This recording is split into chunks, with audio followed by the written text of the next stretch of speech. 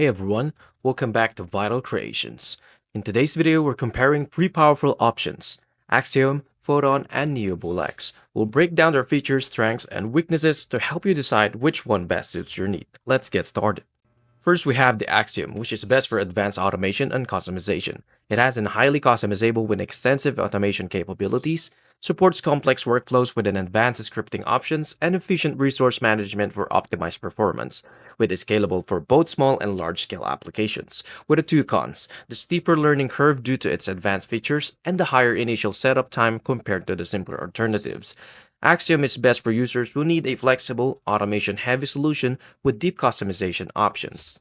On the other hand, the Photon is best for speed and real-time processing, with lightning-fast execution with real-time data processing, optimized for high-performance computing tasks, seamless integration with various platforms and services, with a lower latency making it ideal for time-sensitive operations. But with the two cons, first is may lack deep customization compared to Axiom and limited scalability for extremely large workflows.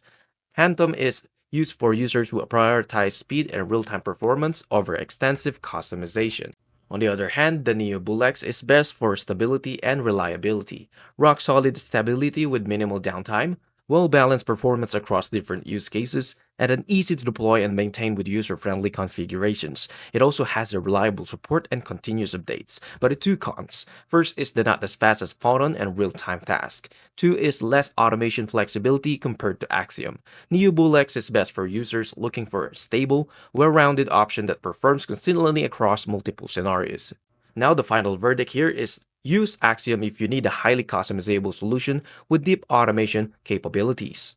On the other hand, use Photon if speed and real-time processing are your top priorities. And use Bullx if you want a stable, reliable option that performs well across different tasks. Which one is best for you? Let me know in the comments. I really hope this helped. If it did, please like and subscribe, and I'll see you into the next one. Thank you for watching.